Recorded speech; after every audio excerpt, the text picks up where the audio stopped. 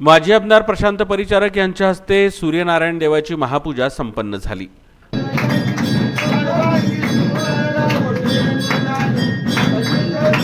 पंढरपूर तालुक्यातील नारायण चिंचोलीचे ग्रामदैवत असणाऱ्या सूर्यनारायण देवाची यात्रा सध्या सुरू आहे। ही यात्रा पूर्ण पौष महिना असते आणि पौष महिन्याच्या दुसऱ्या रविवारी यात्रेनिमित्त सोलापूर जिल्ह्याचे विधान परिषदेचे माजी आमदार प्रशांत परिचारक यांच्या शुभ हस्ते विधिवत महापूजा संपन्न झाली।